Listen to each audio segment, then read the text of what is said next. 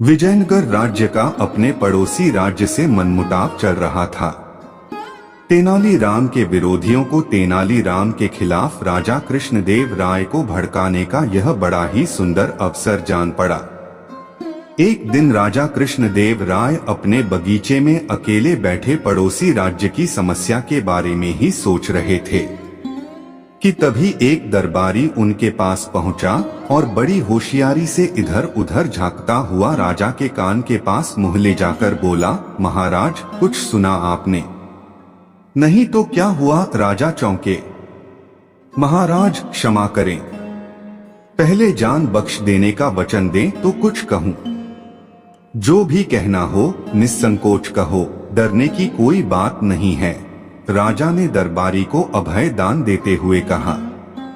महाराज तेनालीराम पड़ोसी राजा से मिले हुए हैं। वे हमारे पड़ोसी राजा के साथ हमारे संबंध बिगाड़ना चाहते हैं। क्या बकते हो? राजा गरज कर बोले। मैं तो पहले ही समझ गया था महाराज।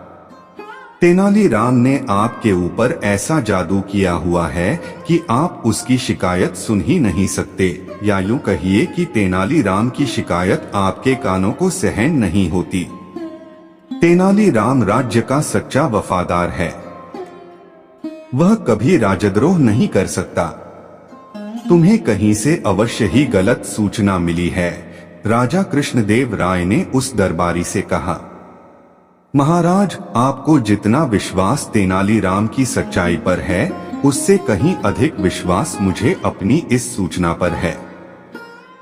पूरी तरह जांच व परख करके ही मैंने आप तक यह सूचना पहुंचाई।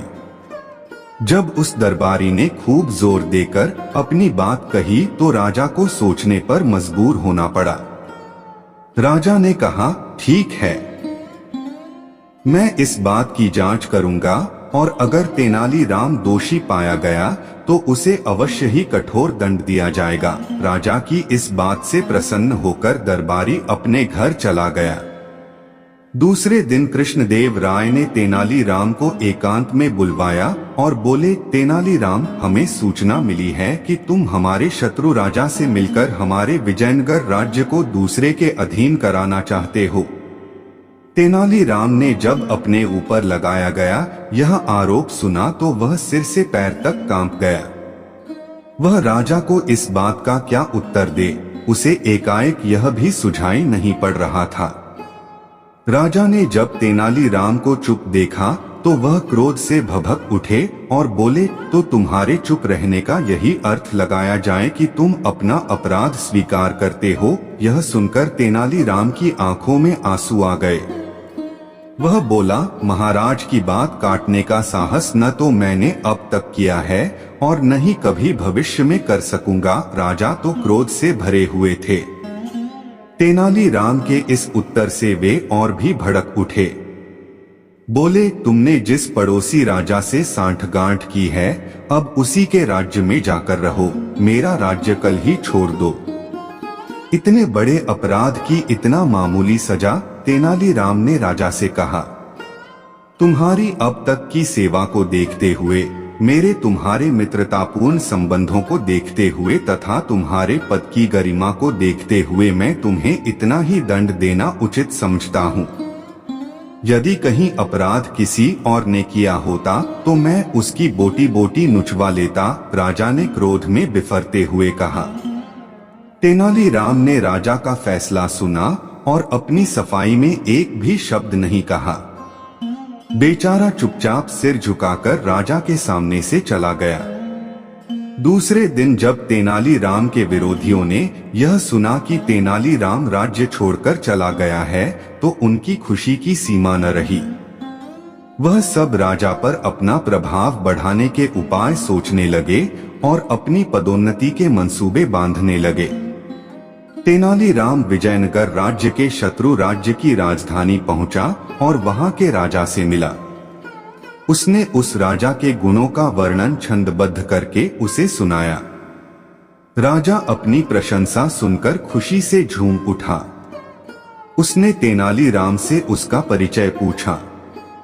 तेनालीराम ने अपना परिचय देते हुए कहा, मैं विजयनगर के राजा कृष्णदेव राय का निजी सचिव तेनालीराम हूँ। उस राजा ने तेनालीराम की बहुत प्रशंसा पहले ही सुन रखी थी, लेकिन तेनालीराम से भेंट का यह पहला अवसर था।